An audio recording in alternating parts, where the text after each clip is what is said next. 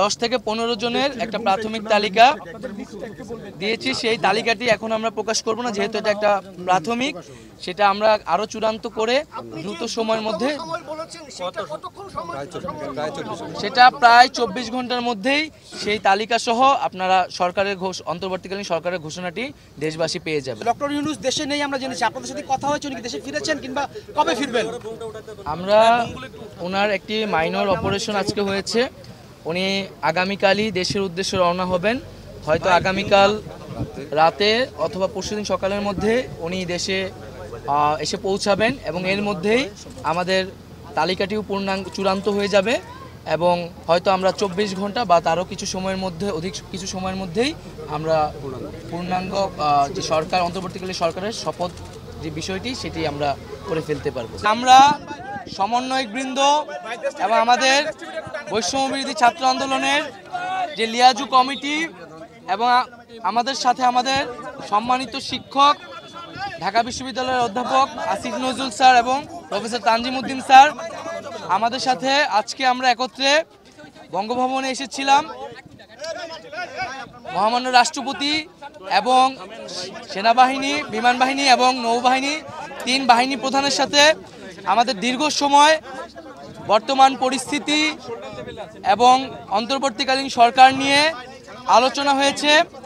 আমাদের একটি ফলপ্রসূ আলোচনা হয়েছে এবং ছাত্র নাগরিক অভ্যুত্থানকারীদের পক্ষ থেকে যেই সরকার প্রস্তাব করা হবে, সেই প্রস্তাবিত সরকারই চূড়ান্ত অন্তর্বর্তীকালীন সরকার হবে, সেই নিশ্চয়তা আমরা আজকে বঙ্গভবন থেকে পেয়েছি।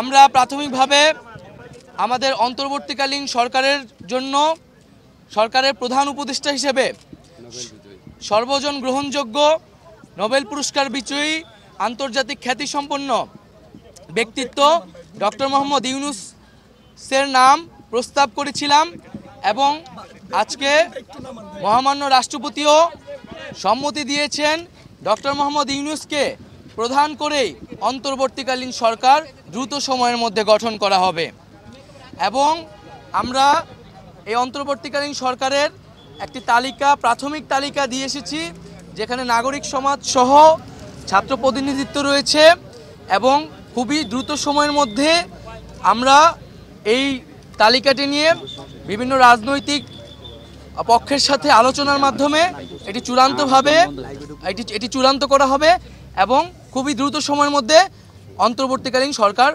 ঘোষণা করা হবে এবং সবার প্রতি এই আহ্বান থাকবে। আজকে 3 বাহিনী প্রধান এবং রাষ্ট্রপতির সাথে আমাদের দেশের বর্তমান পরিস্থিতি নিয়ে আলোচনা হয়েছে।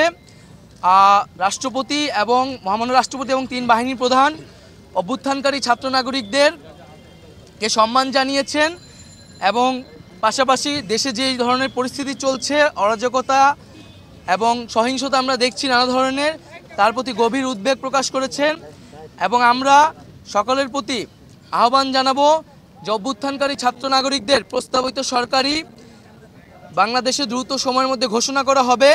জনগণ যাতে সেই আস্থাটি রাখে এবং আমাদেরকে অবশ্যই সরকারি স্থাপনা, রাষ্ট্রীয় সম্পদ এবং আমাদের যে সংখ্যালঘু সম্প্রদায় রয়েছে তাদেরকে রক্ষা করতে হবে এবং পুলিশ বাহিনীকে, আইন শৃঙ্খলা বাহিনীকে পুনর্গঠনের মাধ্যমে দ্রুতই জনগণের মধ্যে শান্তি শৃঙ্খলা ফিরিয়ে আনার জন্য নিয়োগ করা হবে এবং ছাত্র নাগরিকরা যে আজকেও ঢাকা শহরে ট্রাফিকের দায়িত্ব নিয়েছেন,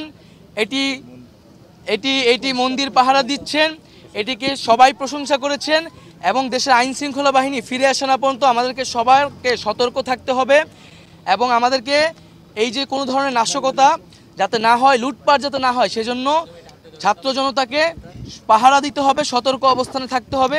সকলে মিলে ছাত্র জনতার দেশ গঠনের মাধ্যমে আমরা যে নতুন বাংলাদেশ, সেই বাংলাদেশ বিনির্মাণ করব। গণমাধ্যমের প্রতি বিভিন্ন হামলা হচ্ছে, এই বিষয়ে কি বলবেন? আমরা সকলকে শান্তিপূর্ণ পরিবেশ বজায় রাখার জন্য ভূমিকা রাখতে আহ্বান জানাচ্ছি। আমরা ছাত্র জনতারা এই অভ্যুত্থান করেছে, এখন এই অভ্যুত্থানকে রক্ষা করার, একটি নতুন বাংলাদেশ গঠন করার দায়িত্ব তাদের। যারা আমরা দেখেছি বিভিন্ন ধরনের নাশকতা করা হচ্ছে, হামলা করা হচ্ছে, পরিকল্পিতভাবে করে এই আন্দোলনকে নস্যাৎ করার চেষ্টা করা হচ্ছে। আমরা সকল প্রতি আহ্বান থাকবে এই ধরনের লুটপাট হামলাকে রুখে দিবেন এবং যারা সংবাদকর্মী আছেন তাদের প্রতি সর্বোচ্চ সহযোগিতা করবেন এবং আপনারা থানাগুলোকেও প্রয়োজনে পাহারা দিবেন। আমরা বলেছি বারবার, যারা এই ফ্যাসিস্ট রেজিমের সাথে গণহত্যায় জড়িত ছিল, দুর্নীতিতে জড়িত ছিল, তাদেরকে আইনি প্রক্রিয়ায় বিচারের আওতায় আনা হবে। কেউ আপনারা আইন তুলে নেবেন না। আমরা প্রতিহিংসা রক্তপাত চাই না, আমরা একটি শান্তিপূর্ণ বাংলাদেশ চাই। আর আমরা একটি কথা বলে শেষ করছি যে আমাদের আজকে আমরা 15 জনের একটি সদস্য এসেছি, প্রতিনিধি দল এসেছিলাম। আমাদের সমন্বয়ের পক্ষ থেকে 11 জন এসেছিলেন।